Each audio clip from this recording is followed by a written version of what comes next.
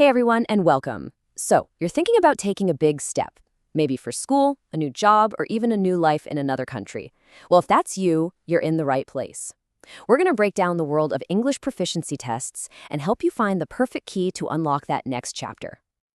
So, what's the big plan? Are you dreaming about getting into that top-tier university? Or maybe you're looking to land that awesome job and take your career to a whole new level? Or hey, maybe it's just time for a fresh start, a brand new life in an English-speaking country. These are all huge, exciting goals. And as different as all those ambitions are, they all have one thing in common. There's this one critical step you've got to take before you can make any of them happen. That's it right there.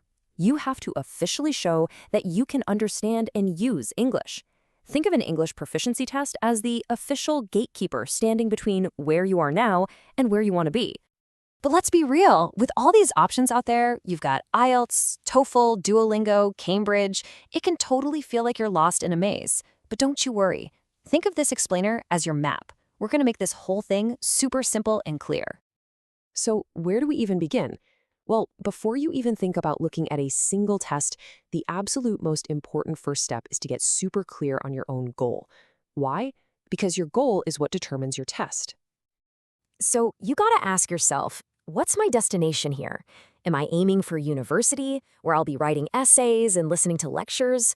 Or is my goal more about day-to-day life and work, like just navigating a new city or chatting with coworkers? Your answer basically puts you on one of two main tracks.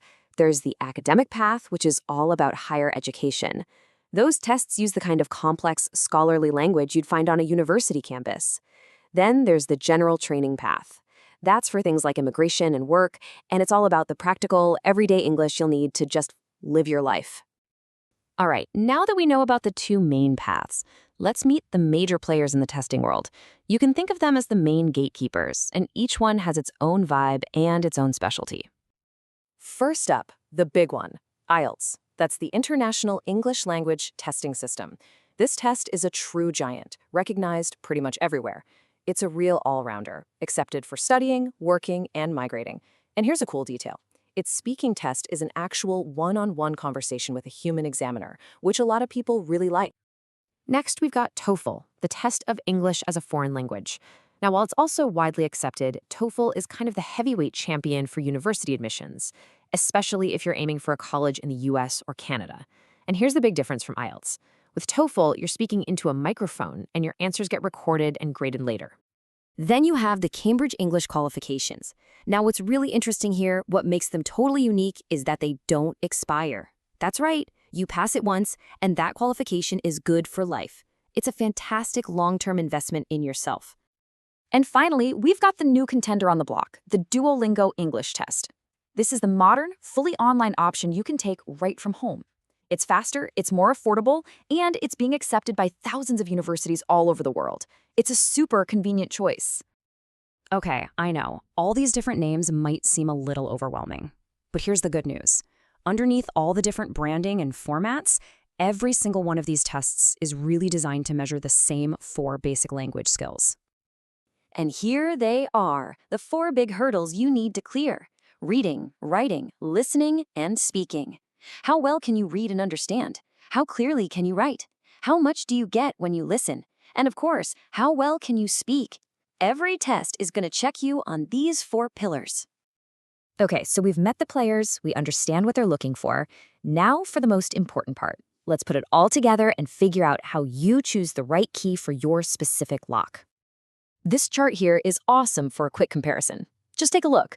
You can see IELTS is that super versatile choice, good for pretty much everything.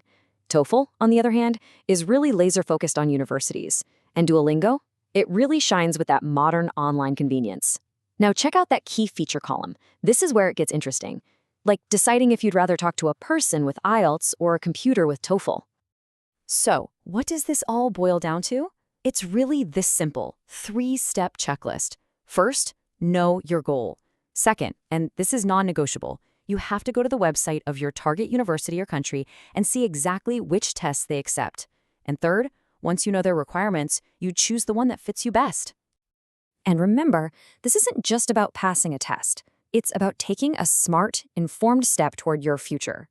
Choosing the right test means you're choosing the right key to open the door to a whole new chapter of your life. And that brings us to a final thought. A test score is a powerful tool. It's a necessary key, for sure. But as you get ready, it's worth asking yourself, does a number on a piece of paper really capture the true beauty and messiness of being fluent in a language? Just something to think about.